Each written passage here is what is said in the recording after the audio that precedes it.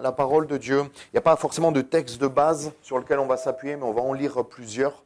Et on va parler ce matin du pardon. Le pardon qui libère. Le pardon qui libère. On voit cette image des chênes et des oiseaux qui s'envolent. Alléluia, c'est des mouettes. J'espère que ce n'est pas les pigeons de l'Ariane, parce que le pardon libère. Est-ce que vous savez que le pardon libère? On va parler du pardon de Dieu, déjà qui nous libère, mais surtout du pardon entre nous et du pardon que nous devons vivre. Nous savons que le Seigneur nous a pardonné au travers de Jésus-Christ, au travers de la croix. Ça revient souvent dans les prières et vous faites bien parce que c'est le plus important. C'est ce qui est le plus important dans notre vie parce que sans le pardon de Jésus-Christ, déjà nous ne serions pas ici et nous n'aurions aucun espoir. Ça ne servirait à rien. Ce serait juste un beau concert, de la belle musique, mais ça ne servirait à rien. Parce que ce qui importe, c'est le pardon de Jésus-Christ qui nous a donné et qui nous a obtenu, j'ai envie de dire, qui est disponible, qui est rendu disponible au travers de la croix et que nous avons accepté dans notre vie. Amen. Mais le pardon qui libère. Et ce n'est pas vraiment la mode aujourd'hui de pardonner. Dans notre monde, dans notre société, c'est vu comme un aveu de faiblesse, comme une faiblesse de pardonner. Mais je crois qu'il n'y a rien de plus fort, de plus puissant et de plus difficile à faire que de pardonner. C'est dur de demander pardon. Hein, on met sa fierté un peu de côté. C'est dur de demander pardon, surtout quand on n'a rien fait. Parce que je vous rassure, on est tous pareils, on pense tout le temps qu'on n'a rien fait. Mais si on pense tout ça, c'est que ce n'est pas forcément vrai. Mais on va voir ensemble, et ça va être sur 2 dimanches, donc Dieu voulant, j'ai envie de dire Dieu voulant aujourd'hui, mais je pense que je vais aller au bout de ma prédication, et dans 2 semaines. La semaine prochaine, Johann 16, et celui d'après, donc le 11, pas le 12, on finira sur le pardon. Ça vous va? Même si ça ne vous va pas, de toute façon, c'est prévu comme ça. Donc. Et le pardon est vu aujourd'hui comme une faiblesse, alors que pour Dieu, il est vu comme une force incroyable. Et je crois qu'il y a une puissance libératrice dans le pardon. Je crois qu'il y a une force tellement importante dans le pardon que souvent, nous, en tant que chrétiens, on sous-estime. On sous-estime. Et je crois que certains et plusieurs, même moi ça m'a bloqué dans ma vie spirituelle. Ça m'a bloqué dans ma vie spirituelle. Et je crois que le non-pardon freine et bloque l'action de Dieu. On parlait hier de la prière avec les jeunes et notamment une des parties de la prédication était sur le fait de la sanctification pour avoir une prière efficace. Et le non-pardon est un péché. Amen. Le non-pardon est un péché. Ça, faut le réaliser pour qu'on puisse travailler dessus. Dans notre société, aujourd'hui, il faut montrer de la force, montrer peut-être écraser les autres pour dominer, pour être vu comme fort. Eh bien, je crois que la Bible nous dit tout l'inverse. Quand je vois que mon Seigneur, il a lavé les pieds des disciples, quand je vois que mon Seigneur, il a lavé les pieds de Judas qui allait le trahir, il le savait que c'était lui. Vous imaginez? Il le pardonne avant même, en sachant qu'il allait lui faire du mal. On voit même le Seigneur en train de pardonner. C'est facile de pardonner, c'est plus facile de pardonner longtemps après quand on a digéré. Le Seigneur, lui, est le seul qui a pardonné pendant qu'on lui faisait du mal, avec Étienne. Ne leur impute pas ce péché, Étienne va dire. Étienne était de la même nature que nous. Hein. C'est un niveau de pardon assez fort. Moi, j'en suis pas forcément là. Si tu me jettes une pierre, je ne vais pas te pardonner. Ce n'est pas la première chose à laquelle je vais penser. Mais en tout cas, après, au moins après, on doit vivre le pardon pour qu'il nous libère. Amen. Première partie, c'est le pardon est un choix très important pour Dieu. Tellement important que Dieu lui-même a envoyé son Fils unique pour le pardon de l'humanité. Et cela a commencé à la repentance que nous devons avoir pour demander pardon à Dieu pour nos péchés, et le pardon qui nous libère déjà entre nous, créatures, par rapport à Dieu, notre Créateur. Ce pardon qui libère quand nous demandons pardon pour nos péchés, quand il nous convainc de pécher, quand à ce moment-là vous vous sentez tellement sale, ce n'est pas un moment agréable. Hein. Quand Jésus-Christ vient dans notre vie pour la première fois, qu'il nous montre notre état, et qu'on se rend compte qu'on est, waouh, qu'il y a des problèmes. Hein. Et là, ce n'est pas agréable. Et après, on va demander pardon au Seigneur. Et là, oh là là, là il y a la plus grande promotion de l'humanité. Là, on passe de pécheur à sauvé par grâce. Et là, il nous donne sa paix, il nous donne sa joie. On ressent un amour, on ressent quelque chose de tellement fort parce qu'il nous a pardonné. Le pardon est libérateur. Le pardon de Dieu est libérateur pour nous. On voit souvent dans la parole de Dieu, notamment dans Matthieu 18, que le non-pardon ou le fait de pardonner est souvent vu comme remettre une dette, comme comme payer une dette ou dire à quelqu'un, tu as une dette envers moi, mais voilà, ne me la paye pas, je veux plus que tu me la payes, on est quitte, même si tu ne me l'as pas payé, c'est remettre une dette à quelqu'un. On a la parabole du créancier dans Matthieu 18, et dans Matthieu 6, 14, il nous est dit, si vous pardonnez aux hommes leurs offenses, votre Père Céleste vous pardonnera aussi, mais si vous ne pardonnez pas aux hommes, votre Père ne vous pardonnera pas non plus vos offenses. Waouh, c'est fort. Ça veut dire quoi, tout simplement? Tu ne peux pas t'attendre au pardon de Dieu si toi, tu ne pardonnes pas les hommes. Ce n'est pas plus compliqué que ça. Tu veux j'ai envie de dire, arrête de remercier le Seigneur pour son pardon si toi, tu n'arrives pas à pardonner les autres. Parce que j'ai envie de dire, le pardon du Seigneur n'est plus effectif dans ta vie si toi, tu as du mal à pardonner autour de toi. C'est ce que la Bible dit. Si vous ne pardonnez pas aux hommes, votre Père ne pardonnera pas non plus vos offenses. Pour bénéficier du pardon de Dieu, il faut nous-mêmes que nous puissions vivre le pardon entre nous, dans l'Église et en dehors de l'Église, c'est ce qu'on va voir. Pardonner pour pardonner. Dieu nous a pardonné pour que nous pardonnions aussi aux autres en retour. Il l'a fait pour nous, il l'a fait à un degré bien plus fort que ce que nous devons faire. Nous avons été réconciliés, la Bible nous dit, avec Dieu au travers de Jésus-Christ, mais aussi pour que nous puissions pardonner. Tu veux du pardon de Christ dans ta vie, mais tu ne veux pas pardonner ton prochain. Il y a un problème, mon frère, ma soeur, mon ami. Il y a un problème. Comment voulons-nous que Jésus nous pardonne si nous ne pardonnons pas à notre prochain? Le pardon de Dieu sur notre vie est lié à notre pardon ici-bas entre nous, à notre prochain. Alléluia. Juste couper le retour. Tu l'as coupé? Ça résonne un peu, je ne sais pas d'où ça vient. Oui. Le baisser ou le... Ok, bon, c'est pas grave. Je te pardonne, Nathan. Alléluia, je suis obligé. Le Notre Père, quand on voit, pardonne nos péchés comme nous pardonnons aussi. Comme nous pardonnons aussi. Et je crois vraiment que on sous-estime la puissance du pardon. Et on sous-estime le problème du non-pardon. On sous-estime l'impact que le non-pardon a sur notre vie. Le pardon, premièrement, c'est entre toi et Dieu, avant d'être entre toi et les autres. La deuxième partie que je voulais voir avec vous ce matin, c'est se pardonner à soi-même. Déjà, se pardonner à soi-même, c'est important.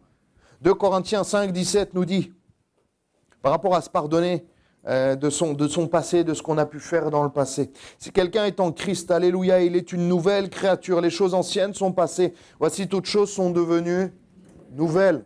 Alléluia. Arrête de penser à ton passé.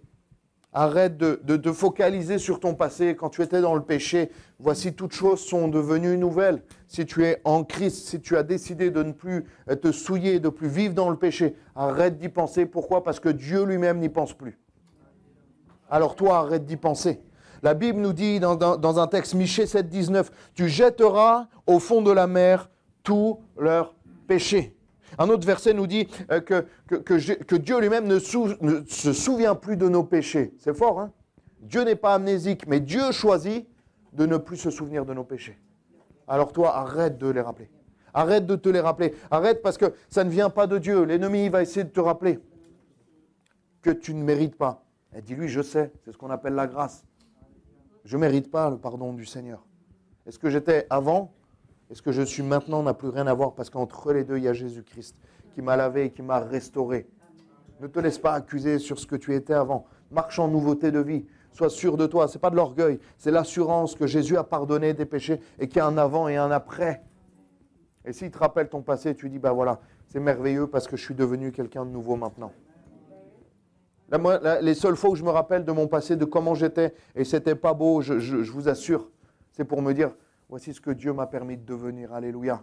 Et là je me dis, mais quel changement merveilleux, quel changement merveilleux. Et c'est pareil pour vos vies, par rapport à ce que vous étiez avant et ce que vous êtes aujourd'hui, au travers du ministère du Saint-Esprit envoyé par notre Seigneur Jésus-Christ qui vient nous transformer, alléluia. Un chrétien ne doit plus vivre dans son passé, mais aller devant pour vraiment rencontrer Jésus-Christ. Jésus-Christ n'est plus dans ton passé, hein. Il est dans ton présent et dans ton avenir. Jésus-Christ ne parle pas de ce qui s'est passé avant. Jésus-Christ te voit là maintenant et de voir ce que tu veux faire plus tard. Jésus n'est pas le Jésus du passé. Il est Jésus de l'actuel et du futur. Alléluia. Amen. Et regarde ce qu'il pourrait faire avec toi de merveilleux. Pourquoi? Parce qu'on parle souvent du temps de Dieu dans le pardon. Ça, c'est un héritage de religieux qui n'est pas du tout bon et pas du tout biblique. Dans certaines églises, on enseigne qu'il faut souffrir pour mériter le pardon de Dieu. Ce n'est pas biblique. Le temps de Dieu s'applique pour beaucoup de choses, mais pas pour le pardon. Le temps de Dieu ne s'applique pas pour le pardon. Si tu demandes pardon, tu es instantanément pardonné, la Bible me dit. La bénédiction, la prière, la réponse à la prière est soumise à la volonté de Dieu et au temps de Dieu. Quand on prie, on n'est pas instantanément, pas tout le temps instantanément exaucé.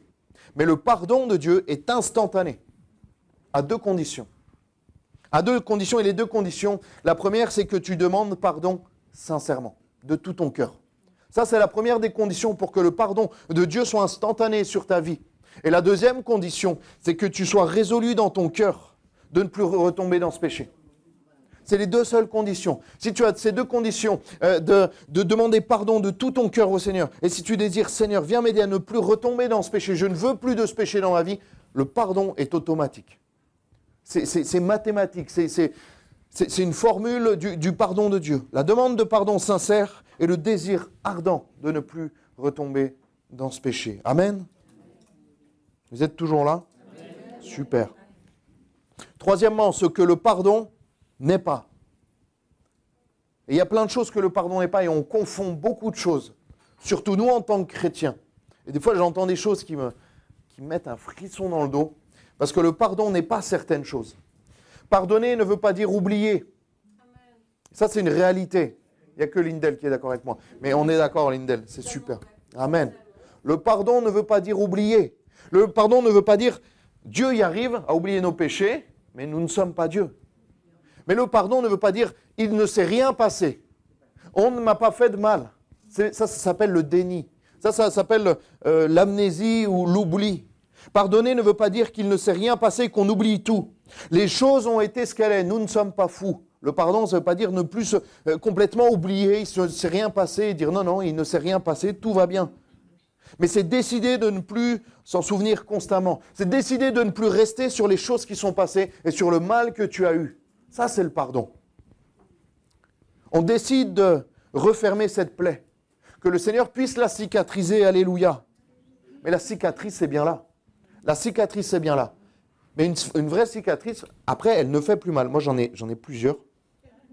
Et c'est marrant parce que je me souviens de chaque. Et je me souviens de quel endroit, de quel moment je me suis fait. Ça, c'était en vélo. J'avais lâché les mains à la descente. C'était pas très... Faut pas faire. À la montagne, j'avais lâché les mains. Ma maman n'avait pas compris pourquoi je lui... Ça, c'était une coupe. Je m'étais coupé avec une coupe. Et là, j'en ai un. J'étais tombé au foot. Je me souviens de chacune de mes cicatrices. Parce que ça a fait des plaies. Et après, ça a cicatrisé. Elles sont toujours là. Mais elles me font plus mal. Elles me font plus mal. Je peux appuyer dessus et je n'ai pas mal. Mais elles sont toujours là. Je me souviens que là, j'avais lâché les mains et que j'aurais pas dû. Et que ça m'avait fait mal. Mais là, j'ai plus mal. C'est ça. Le pardon, c'est ça. C'est ne pas oublier. C'est peut-être garder les cicatrices. Mais quand on y repense, on n'a plus mal. Quand on peut avancer malgré les cicatrices. Il y a des gens, ils ont des cicatrices importantes, mais ils avancent, ils vivent. Ils s'en souviennent, mais ils vivent, ils ne restent pas dessus. Pardonner également ne veut pas dire que ce n'est pas grave. Le pardon ne veut pas dire qu'on minimise ce qui s'est passé. On minimise ce que la personne nous a fait, ce que la personne nous a dit. Pardonner ne veut pas dire minimiser. Ou de dire ce qui s'est passé, ce qu'on m'a fait, eh bien, ce n'est pas si grave. Ça ne dépend pas de la gravité de la chose, le pardon. Ça dépend de ce que nous, on veut en faire. Alléluia. Le pardon ne dépend pas de la taille de la blessure, mais de la volonté de la personne à avancer malgré ce qui s'est passé. Alléluia. Pardonner ne veut pas dire, écoutez bien, ne veut pas dire que l'autre a raison. Pardonner ne veut pas dire que l'on donne raison à l'autre. C'est bien plus que ça, le pardon. Pardonner ne veut pas dire que, en fait, on s'est trompé, que finalement, l'autre personne avait raison, même si on n'a rien fait de mal. Le pardon ne dépend pas de ce que tu as fait, mais de ce que tu es prêt à faire pour avancer et pour pardonner cette personne. C'est fort, le pardon, c'est fort. Hein. Je crois qu'il n'y a rien de plus courageux. Moi, je suis impressionné quand il y a des personnes qui demandent pardon. Je me souviens dans une église, dans ma première église, j'ai un frère en Christ qui il est entier pour le Seigneur, il est à 200%. Il est tellement entier qu'un jour il est allé voir le pasteur, il lui a dit, pasteur, je te demande pardon parce que j'ai eu des critiques et des mauvaises pensées envers toi. Et là, le pasteur, il a réagi aussi bien, il a dit, je suis désolé d'avoir créé ça en toi, si j'ai mal agi parce que tu as eu des mauvaises pensées, c'est que j'ai dû faire des choses que je n'aurais pas dû faire. Waouh, j'étais impressionné, j'étais comme ça, on m'a raconté l'histoire, je me suis dit, waouh, ça c'est beau, ça c'est beau. Pardonner même, demander pardon même, quand l'autre ne sait pas que tu lui as voulu du mal ou que tu as dit du mal. C'est ça le vrai pardon. C'est ça le vrai pardon. Pardonner ne veut pas dire que la faute n'existe pas ou n'existe plus. Pardonner ne veut pas dire non plus devenir faible et tout accepter. Des fois les chrétiens, c'est bien, on doit accepter beaucoup de choses, mais il y a des choses où à un moment donné, il faut dire stop fraternellement ou pas, mais il faut dire stop avec la manière entre la forme et le fond. Hein. Mais chrétien, ça ne veut pas dire ne rien dire. Et... Vous voyez ce que je veux dire? Il y a un moment donné où on doit dire les choses avec amour, sans se mettre en colère, avec équilibre, mais avec fermeté. Le fait d'être chrétien, c'est pas une faiblesse, c'est une force. Alléluia. Des fois, on dit les choses. Des fois, on dit les choses de manière avec remplie d'amour, mais avec fermeté également. Être chrétien, ce n'est pas une mollesse. Ce n'est pas être mou. Mais le pardon, c'est ne plus tenir compte. Passer au-delà. Pardonner, c'est aller de l'avant avec Dieu et ne plus regarder derrière. Amen. Je vais vous donner une phrase qui a été très forte dans ma vie. Celui qui bénéficie en premier du pardon, ce n'est pas celui qui est pardonné, c'est celui qui pardonne. Je vais le redire. Celui qui bénéficie en premier du pardon n'est pas celui qui est pardonné, mais c'est celui qui pardonne. Et ça, c'est tellement important. Parce que Dieu te demande de pardonner, même si l'autre n'en a rien à faire de ton pardon. Pardonne pour toi, premièrement, et pour Dieu. Et pour l'autre, s'il veut ton pardon, si ça lui fait du bien, ok. Mais premièrement, pardonne pour toi et pour Dieu. Le pardon est libérateur, premièrement, pour celui qui pardonne. Même si l'autre n'accepte pas tes excuses, même si l'autre n'accepte pas ton pardon, toi tu auras pardonné, tu ne gardes rien. Moi, il y a une personne, quand on disait, il ne faut pas d'avoir d'ennemis, il ne faut pas d'avoir de ressenti. Et c'était pas un ennemi, mais quand je pensais à ça, il y avait toujours je pensais à lui. Il n'y a pas longtemps, je suis allé lui demander pardon, je l'ai pris dans mes bras. Et je lui ai demandé, je te demande pardon si je t'ai fait du mal. Alors que je sais que j'ai l'impression qu'il m'a fait plus de mal que je lui en ai fait. Mais je ne voulais rien garder. Je voulais rien garder. Par rapport à ma vie de prière, par rapport à ma relation avec Dieu, et encore plus en tant que pasteur. Parce que je crois vraiment que le non-pardon freine la bénédiction pour toi et pour l'église où tu es. Je crois vraiment que le non-pardon freine ta prière. Je crois vraiment que le non-pardon, comme le péché, ralentit et affaiblit ta prière, et affaiblit ta consécration, et affaiblit ta relation. J'ai dit aux jeunes hier que le péché vient comme brouiller notre connexion spirituelle avec le ciel. Vient comme brouiller notre connexion spirituelle avec le ciel. Le non-pardon bloque la bénédiction de Dieu, ça j'en suis convaincu. Le non-pardon produit des choses qui ne sont pas bonnes. La Bible le dit dans un verset qui m'a toujours interpellé, qui nous dit de faire attention à ne pas laisser l'avantage à Satan sur notre vie. Ne laissez pas à Satan l'avantage. Par rapport à ce que nous, on pourrait faire. Par rapport à ce que nous, on pourrait laisser dans notre cœur. Parce que le non-pardon dans nos vies, comme le péché, c'est une faille dans ta muraille. C'est une faille dans ta forteresse. Et c'est une faiblesse. Comme le talon d'Achille. C'est une faiblesse. Et croyez-moi, l'ennemi, il est malin. Il est malin, des fois il est plus malin que nous. Souvent il est plus malin que nous. Il voit nos faiblesses et il voit nos failles. Et la moindre faille, c'est comme de l'eau qui va se mettre dans une fissure. La fissure, elle va s'agrandir au fur et à mesure. Après, il y a la chaleur, le froid, et ça peut fissurer tout le mur et déstabiliser tout l'édifice. Ne laisse pas quelque chose comme ça par rapport au non-pardon dans ta vie et dans ta vie spirituelle. On a cette phrase qui revient tout le temps, mais il a besoin de temps pour pardonner, le temps est un bon médecin. Moi, je crois que dans certaines situations, le temps n'arrange rien et des fois, le temps empire certaines choses. Parce qu'une situation qui n'est pas mise à la lumière de Christ et qui n'est pas mise sous le pardon va peut-être pourrir au fur et à mesure. La haine va monter, la colère va gagner. Et je crois que le temps ne s'applique pas pour le pardon. Des fois, on a besoin de temps. Des fois, on a besoin un peu de digérer. Je le conçois et je l'ai vécu. Mais je crois qu'il ne faut pas trop attendre pour pardonner. Je crois qu'aujourd'hui, c'est un bon moment. Ce moment-là, c'est un bon moment pour pardonner. Peut-être pour envoyer un message à un frère, une sœur, à quelqu'un dans ta famille que tu... Voilà, je ne veux rien garder, moi, envers n'importe qui. Envers n'importe qui. Je suis parti de l'église de Romans et voilà, j'ai dit à l'église, si par inadvertance j'ai été blessant ou j'ai dit quelque chose qu'il ne fallait pas, je vous demande pardon, mais je ne veux rien garder. Et je veux rien je veux que personne n'ait quelque chose par rapport à moi. Et ça doit être pareil pour chacun d'entre nous. Dieu ne peut pas bénir une église qui n'est pas unie et qui ne vit pas dans l'amour. Comment allons-nous parler de l'amour de Christ si on n'est pas capable de s'aimer les uns les autres? Parle moins du Seigneur Jésus, parle moins de l'amour de Christ, mais aime plus ton prochain. Ça va se voir, ça va se voir. Parce que si tu parles de l'amour de Christ et que tu ne le vis pas, ça ne se verra pas. Ça se verra que tu ne le vis pas. Comment pouvons-nous parler de l'amour de Christ si nous-mêmes on n'est pas capable de s'aimer? C'est tellement important, c'est vraiment important. Le temps est un bon médecin. Moi, je crois que c'est Jésus le divin médecin, même notamment par rapport au pardon. Je crois qu'il y a des choses qui, humainement, franchement, je crois qu'humainement, il y a des choses qui sont impardonnables. Je crois qu'il y a des choses humainement qu'on n'arrive pas à pardonner. Il y a des gens, ils ont vécu des choses tellement terribles. Des fois, je suis en entretien et je me dis, waouh. Mais des choses, vous imaginez même pas. Des choses qu'on voit dans les films et même que les plus grands réalisateurs n'ont même pas pensé. J'ai eu des entretiens avec des personnes, c'est terrible, c'est terrible. Humainement, c'est impardonnable. Mais nous, on a quelque chose de plus que l'humain, on a le divin. Mais ce qui déclenche le pardon, c'est la volonté de pardonner. Si tu ne veux pas pardonner, tu ne pardonneras pas. Et Dieu ne t'aidera pas à pardonner.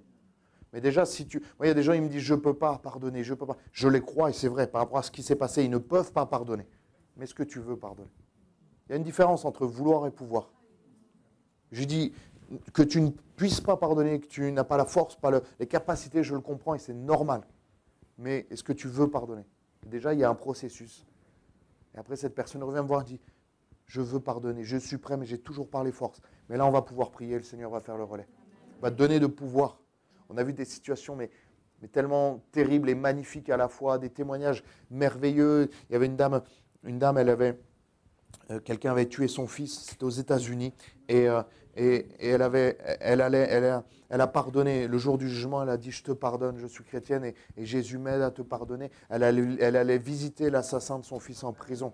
C'est pas humain, c'est pas logique, c'est complètement fou, c'est complètement impossible humainement. Il est sorti de prison, elle l'a même aidé à retrouver un travail, je crois même qu'elle l'a hébergé chez elle. C'est pas humain, ce n'est pas humain. Je ne vous dis pas que j'y arriverai, mais c'est, je crois, un niveau de pardon qui se rapproche de celui de la croix, de celui d'Étienne. Et on doit viser à ça. Et je crois qu'humainement, elle n'avait pas les capacités, cette sœur. Mais le Seigneur lui a donné les capacités de pardonner. Ne pardonne pas pour les autres. Des fois, on demande pardon, les personnes, excusez-moi, s'en fichent. On n'en a rien à faire de notre pardon. Pardonne pour toi, ça va te libérer. Il y a des fois, celui ou celle qui nous a fait du mal, ou ceux qui nous ont fait du mal, ils vivent très bien. Et nous, on est dans une prison, la prison du non-pardon. Mais eux, ils vivent leur meilleure vie. Hein. Ne pardonne pas pour eux, pardonne pour toi, parce que Dieu te le demande. Et tu vas voir que tu vas sortir de cette prison. Et le pardon va changer ta vie et ta vie spirituelle. Il y a des gens, ils sont enfermés. Il y a des gens, ça ronge. J'ai rencontré c'était une sœur, mais elle ne voulait pas prendre 87 ans, Madame Moignan, une Arménienne en Haute-Savoie. Incroyable, un caractère incroyable. Enfin, incroyable, très compliqué. Je la prenais à chaque réunion. Elle mettait 8h20 à monter dans la voiture. Elle était très âgée. Il fallait que je m'arrête à tous les... Il fallait que je prenne son lait. C'était long. Et le Seigneur travaillait ma patience et tout. Et on parlait. 50 ans de conversion. Toujours pas baptisée.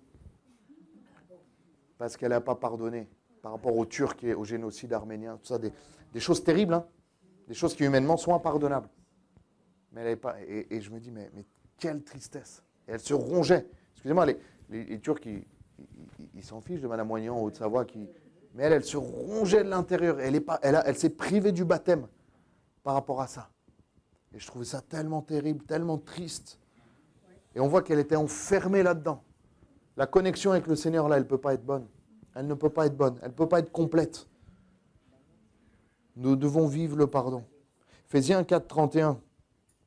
Ce qui est marrant, c'est que Madame Moignan, à chaque fois qu'on allait à l'église, elle me demandait de passer au magasin turc. Elle passait au supermarché turc. Elle me dit, elle ne veut pas leur pardonner, elle va leur acheter des côtes d'agneau. J'ai toujours pas compris. Je n'ai pas osé lui dire. Ephésiens 4, 31, on se concentre, vous m'amenez sur des chemins, mais je vous pardonne. Que toute amertume, alléluia, toute animosité, toute colère, toute clameur, toute calomnie, toute espèce de méchanceté disparaissent du milieu de vous. Soyez bons les uns envers les autres, compatissants, vous pardonnant réciproquement, comme Dieu vous a pardonné en Christ. Tout ça, c'est alléluia. Cet été, j'ai eu dans ma famille, une petite accroche avec quelqu'un de ma famille. J'étais travaillé le soir, j'étais pas bien. Personne avait pleuré, c'était pas bien. J'étais travaillé. Le Seigneur, j'ouvre ma parole. Dans les évangiles, sur le pardon, je dis Seigneur, c'est bon, j'ai compris. J'envoie un message à cette personne. Je te demande pardon si tu n'arrives pas à le faire face à face, envoie un petit message. C'est tout aussi bien. Et j'envoie un petit message. Je dis je te demande pardon. J'ai été blessé, mais cette personne avait été aussi blessante envers moi. Et le vrai pardon, il n'attend rien en retour. Parce que Jésus, il n'a pas attendu. Il n'a rien attendu en retour. Il nous a pardonné le premier. Et cette personne ne m'a pas demandé pardon. Elle m'avait blessé, autant que moi je l'avais blessé. Elle ne m'a pas demandé pardon. Et je dis, mais dans ma tête, je me suis dit, c'est pas grave. Moi, j'ai fait ce que Dieu m'a demandé. Tu n'es pas responsable de la demande de pardon de l'autre, de celui qui t'a fait du mal. Mais tu es responsable de toi, ce que tu as fait et ce que tu en as fait dans ton cœur. Demande pardon au Seigneur. Ou peut-être si tu n'es pas capable de pardonner, demande au Seigneur de t'aider à pardonner. De peut-être t'aider à demander pardon. Peut-être même à juste vouloir pardonner. C'est déjà ça la première étape. Déjà la première étape, il y a des gens, ils vivent des choses tellement difficiles. Et j'ai dit à des frères et sœurs, je leur dis, au moins que cette haine et cette colère n'augmentent pas dans ton cœur. Déjà on la stabilise. On la stabilise et après on va demander au Seigneur de travailler. Et après on va dans la prière, dans le suivi et le Seigneur va faire un travail magnifique et miraculeux. Alléluia, pour ne pas travailler, pour ne pas garder cette haine. Comment sait-on si nous avons pardonné? C'est une bonne question, ça. Quand tu penses à cette personne, est-ce que tu as un ressentiment positif ou négatif? Là, je pense, vous pensez à certaines personnes. Moi, je suis clean là depuis 1 ou 2 semaines, c'est bon, je suis libéré de tout ça. Mais vous, voilà, je sens que ça réfléchit, on sent que ça travaille, là, il y a de la buée et tout sur les vitres. Quand tu penses à cette personne que tu as en tête depuis que j'ai commencé la prédication, ou ces personnes, oui, celle-là, à laquelle tu es en train de penser. Est-ce que tu as un ressentiment positif ou négatif? Ne réponds pas, réponds à Dieu. Est-ce que tu es capable de dire bonjour normalement à cette personne si tu la croises dans la rue, si tu changes de trottoir? Après, on a des affinités. Moi, je ne pars pas en vacances avec tout le monde. Parce qu'il y a des affinités, il y a des amitiés, c'est normal ça. Même dans l'église, c'est normal. Il y a des tempéraments, il y a des... Bon, moi j'aime tout le monde, je suis obligé d'aimer tout le monde, d'être bien avec tout le monde, de manger chez tout le monde. Mais au-delà des affinités, on doit être capable de, encore plus dans l'église, dire bonjour à tout le monde. Bonjour avec un sourire, c'est le minimum. C'est le minimum. Est-ce que tu es capable, toujours à cette personne pour laquelle tu penses depuis que j'ai commencé la prédication, est-ce que tu es capable de prier pour elle? Il y a moins de amen. Mais ce n'est pas grave. Non, mais je ne demande pas un amen forcément. Parce que c'est un travail. C'est un travail sur le moyen, sur le long terme. Mais tu sais que tu n'as plus rien dans ton cœur quand tu es capable de prier pour elle ou pour lui. Quand tu demandes à Dieu de la bénir et de le bénir et de bénir sa famille. C'est une réalité ça. Il y a des étapes. Il y a des étapes. De ne plus avoir de ressentiment. Peut-être lui dire bonjour. Peut-être de prier. Tu mets les étapes comme tu veux. Mais c'est important de travailler sur ça, les frères et sœurs. C'est vraiment important. Le pardon dans l'Église. Alléluia, on en vient. Dieu attend un peuple uni pour bénir. Dieu attend un peuple uni. Il ne peut pas amener des âmes si l'Église n'est pas en paix et n'est pas remplie d'amour. Je crois que c'est tellement important. Dieu attend un peuple uni pour bénir. Le non-pardon est une opportunité pour l'ennemi, pour le diable, une prise pour lui, une brèche dans l'église, dans la muraille, comme du temps de Jérémie, et qu'il faut reconstruire, qu'il faut boucher. Il y avait un pasteur qui disait, quand tu es chrétien, et qu'un chrétien vient sonner chez toi, n'importe quel chrétien, tu dois être capable au moins de lui payer le café. Je vais tester chez vous. Bon, moi, je suis pasteur, donc certains, ils faillotent, ils me payent le café, mais au moins, juste un café. Ça va, tu rentres 2 minutes, des petits gâteaux, un café. C'est pas grand-chose. Est-ce que tu es capable de le faire avec tout le monde? Un verre d'eau? C'est qu'il y a un problème de pardon, Huguette. On va prendre un temps pour prier pour Huguette à la fin. Ah, si tu n'aimes pas le café, c'est différent. Mais lui, s'il aime le café, tu lui fais un café. Amen, Huguette. On priera pour Huguette. Hein. Mercredi, on l'ajoute. Pardon, Huguette. Alléluia. Matthieu 5, 23 nous dit, si donc tu présentes ton offrande, ça devient intéressant les frères et sœurs, à l'autel et que là tu te souviennes que ton frère a quelque chose ou ta sœur, hein, commencez pas les sœurs à dire que c'est pas pour vous. Laisse là ton offrande devant l'autel et va d'abord te réconcilier avec ton frère ou ta sœur, puis viens présenter ton offrande. C'est pas que pour la dîme. L'offrande c'est beaucoup plus. C'est la prière, c'est la louange, c'est le chant. C'est le fait même d'être dans la communion fraternelle. Mon offrande, ma vie de tous les jours, même ma prière individuelle, ma lecture de la parole, c'est une offrande. Le fait d'appartenir à Christ, c'est une offrande même. Si donc tu te présentes ton offrande à l'autel, si même, j'ai envie de dire si même tu te présentes, il nous a été rappelé dans un nom spirituel que ici, ce n'est pas une maison, c'est la maison de Dieu. Et laisse là ton offrande. Si tu présentes ton offrande, nous-mêmes, ce matin, en rentrant dans ce lieu, on est une offrande. On est une offrande. Si même tu viens à l'église, j'ai envie de dire, même avant de venir à l'église, si tu as un problème de pardon avec un frère ou une sœur, c'est pas bon. Je veux dire, ne prie pas, ne prends pas la Sainte Seine. Va demander pardon. Le Seigneur préfère que tu demandes pardon plutôt que tu fasses une belle prière.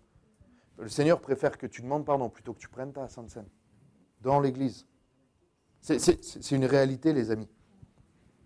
Ton offrande, c'est tellement de choses, bien sûr, la dîme, l'offrande, mais aussi ta prière, ta louange. Dieu veut que tu te réconcilies avec ton frère et ta sœur. Marc 9, 50, soyez en paix les uns les autres. Il y a un autre verset qui nous dit, autant que cela dépende de vous. Je ne l'ai pas noté, mais il me vient comme ça. Demande pardon, même si l'autre ne te demande pas pardon, n'accepte pas tes excuses, ou peu importe ce qu'il en fait. Ça dépend de toi et de ton cœur. Ok ?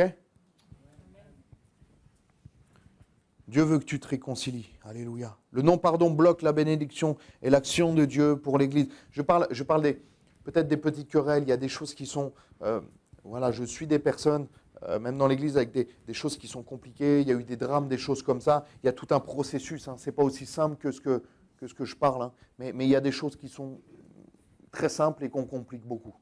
Qui sont très simples. Et tu sais ce qui t'empêche le plus? Je ne parle pas des drames, des choses terribles, où il y a tout un processus et un travail, des fois sur le long terme du Seigneur. Et je parle des petites querelles. Des petites querelles, des petites choses très bêtes. Tu sais ce qui t'empêche de pardonner? C'est ton orgueil. C'est ton orgueil. Ton orgueil. Ah, maman, l'orgueil. On va faire des prédications sur l'orgueil. C'est terrible. Je crois que c'est un des plus grands mâles, l'orgueil. Ça t'empêche de demander pardon. Pourquoi? Parce que pour demander pardon, il faut accepter de s'humilier devant la personne, de dire je te demande pardon. Ça pique, ça. Hein. Ça pique. Hein. On préfère faire un chèque à l'église, ça va, c'est facile. Prier, c'est un peu compliqué, mais on le fait. Chanter, ça va. Demander pardon. Waouh! Là, ta fierté, elle te dit mais non, je ne demande pas pardon. C'est lui qui a commencé. Ok, moi je suis à 40% de tort, mais lui il est à 60% quand même. Donc il est majoritaire. C'est à lui de demander pardon.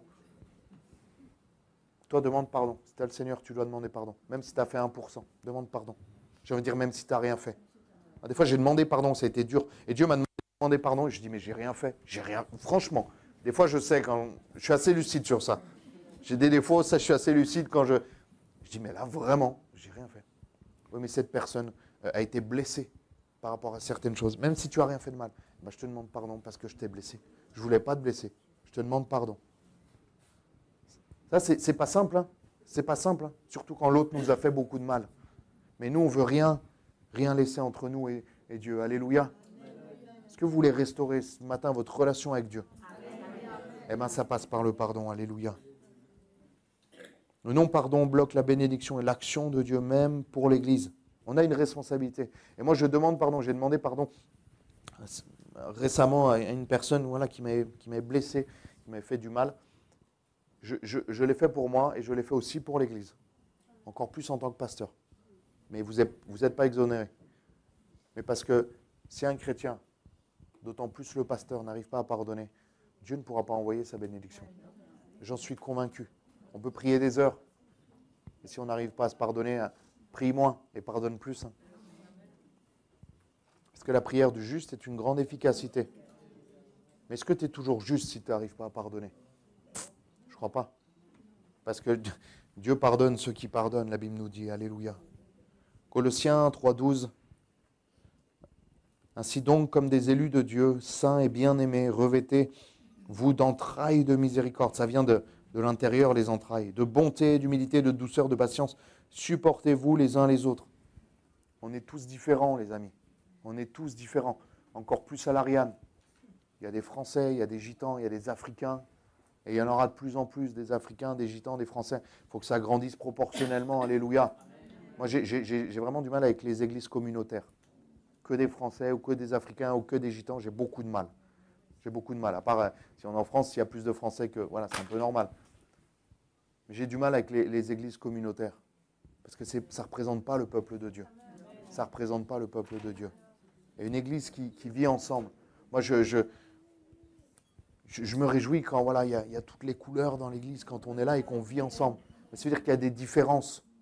Il y a des différences. Voilà, il faut que nous, qu'on soit sages aussi par rapport à nos spécificités. Que les Africains dansent un peu moins fort qu'en Afrique peut-être pour ne pas choquer les petits Français comme moi.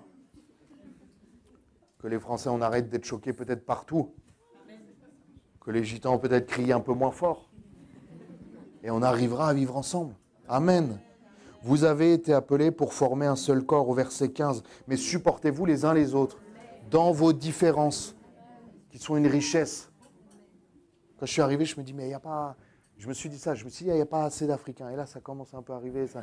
Voilà, pour rééquilibrer, pour mettre un peu de la grain de moutarde, là. Comment ne pas te louer, Josias, alléluia. On est là. Supportez-vous les uns les autres dans vos différences. Je crois que la plus belle église, c'est la plus colorée, la plus, avec des gens des îles, c'est merveilleux tout ça. Avec des gens de l'arrière-pays un peu. Moi, vous allez chez moi en Haute-Savoie, c'est un peu comme ça. On est un peu comme ça. Moi, je suis un peu hybride. Vous verrez ma famille, ils sont un peu comme ça. On est un peu, voilà. Ça nous fait du bien. Il y en a des Africains, ils sont arrivés tout en boubou, là. C'est beau, les boubous. Il n'y a pas trop de boubous, là, les Africains. Mettez-vous un peu. Et ils dansaient. Des fois, ils se mettaient pieds nus. Donc, nous, on était un peu choqués. Voilà, il y a un équilibre à trouver. Et puis, nous aussi. OK, vous comprenez, les frères et sœurs? Je m'écarte du sujet. Vous m'amenez sur des sentiers. Oui, c'est vous. Commencez pas à dire c'est moi. Ça, c'est pas le pardon, ça. Matthieu 18, 21. On le lit ensemble? Alors Pierre s'approcha de lui et dit, Seigneur, combien de fois pardonnerai-je mon frère lorsqu'il péchera contre moi? Serait-ce jusqu'à 7 fois? Jésus lui dit, bon, il n'a pas fait ça, mais je ne te dis pas jusqu'à 7 fois, mais jusqu'à 77 fois, 7 fois. Alors si mes calculs sont bons, si je pouvais faire l'aide au devoir, ça fait 490, je crois. C'est vraiment beaucoup. Ça fait... Ah oui, en plus, c'est par jour. C'est par jour? Ah ouais. Vous vous rendez compte? Si vous le convertissez par heure ou par minute, les amis? Moi, si quelqu'un pardonne autant, je lui dis, mais arrête à un moment donné. C'est le Seigneur qui me le dit, donc je ne peux pas dire ça. Ça veut dire qu'on doit tous progresser. Ça veut dire qu'on doit pardonner. Et là, je me suis dit, mais combien de fois le Seigneur m'a pardonné? Déjà par semaine, par mois, rien que pour les bêtises que j'ai fait cette semaine. Je pense qu'il est déjà plus à 90 fois que... eh bien nous, on doit pardonner autant que le Seigneur nous a pardonné. Amen. C'est important, c'est important. Et dernière partie, est-ce que le pardon veut dire redevenir comme avant? C'est une bonne question. Hein. Et là, vous n'aurez pas même les mêmes avis par rapport à certains prédicateurs. Là, on n'est plus sur la Bible, on est sur un avis personnel. Vous avez le droit de ne pas être d'accord. Mais moi, je pars du principe que tout ne doit pas forcément revenir comme avant. On peut pardonner, complètement pardonner, mais il y a des choses humainement dans des amitiés, peut-être même dans la famille, qui sont brisées. Si elles redeviennent comme avant, gloire à Dieu, c'est super. Mais il y a des choses où moi je l'ai expérimenté, où il y a des trahisons, des choses qui sont passées assez graves. Et voilà, les personnes, je leur dis bonjour. Je les vois, je suis content de les voir. Enfin, un peu moins qu'avant. Mais il n'y a rien dans mon cœur. Franchement, il n'y a rien dans mon cœur. Il n'y a rien dans mon cœur. Mais il y a des choses qui, avant, si on partait en vacances, il y a des choses où le cœur n'y est plus. On ne doit pas avoir de ressentiment. Pourtant, j'ai pardonné. Et Dieu le voit que j'ai pardonné. Mais c'est toujours là. C'est toujours là. Et il y a quelque chose qui s'est cassé dans la confiance, dans les choses. Mais ça ne veut pas dire que tu n'as pas pardonné. Après, si ça revient comme avant, si tu es capable, je crois qu'il y a des choses qui sont compliquées pour que ça redevienne comme avant, des choses très graves. Hein. Je ne parle pas de petites embrouilles, mais des choses très graves. Après, si ça redevient comme avant, eh ben, béni soit Dieu. Si tu arrives à pardonner, à vraiment restaurer, que Dieu te bénisse, c'est super. Mais ce n'est pas obligatoirement ça. Ce n'est pas redevenir forcément ami comme avant. Parce que peut-être que ça mettra du temps. Vous voyez ce que je veux dire? C'est important de comprendre ça. Mais tu dois au moins pouvoir dire bonjour à cette personne. Tu dois au moins pouvoir, à terme, dire bonjour à cette personne et ne pas avoir de mauvais ressentiments pour cette personne. Même si humainement, il y a des choses qui sont cachées, même si la relation ne redeviendra peut-être jamais comme celle d'avant, la réconciliation, dans le sens où nous devons être capables de parler et de voir cette personne dans le processus de guérison et de pardon. C'est surtout pour se réconcilier. J'ai envie de dire, j'ai marqué cette phrase, je ne me souvenais même pas que j'avais marqué cette phrase. C'est surtout pour se réconcilier avec Dieu que l'on pardonne. Je ne sais pas si c'est de moi, ça c'est un peu trop beau pour que ça soit de moi, je pense. Parce que, et pour être libéré d'un poids. Parce que tu te mets un poids tout seul quand tu ne pardonnes pas. Excusez-moi, ça te bouffe de l'intérieur, ça te ronge. Ça te ronge de l'intérieur. Arrête de te ronger. Parce que peut-être l'autre, il ne se ronge pas en face. Hein. Il vit très bien. Il va manger ce dimanche midi, il va être bien. Et toi, tu vas penser à ça et tu vas te ronger. Demande pardon à Dieu. Demande au Seigneur de t'aider à pardonner. Alléluia. On va prier tout simplement. On va fermer nos yeux, on va prier. Moi, je crois que le plus grand pardon a eu lieu il y a 2000 ans à Golgotha, où le Seigneur, pendant qu'il avait les clous dans les mains et dans les pieds, a dit « Tout est accompli ». Au moment où Étienne se prenait des pierres dans la tête, il a dit « Seigneur, ne leur impute pas ce péché ». Vous pouvez me dire « Jésus, c'est le Fils de Dieu ». Je ne suis pas le Fils de Dieu, donc ce n'est pas possible. Étienne, ce n'était pas le Fils de Dieu. Étienne, c'était un homme de la même nature que nous. Et pourtant, il a pu pardonner. Il a pu pardonner. Seigneur, viens nous laisser. Viens nous aider à pardonner comme toi tu veux. La Bible nous dit, ne te laisse pas vaincre par le mal, mais surmonte le mal par le bien. Et pour ça, on a besoin de l'aide de Dieu. Ferme nos yeux et on prie un instant. Seigneur, merci.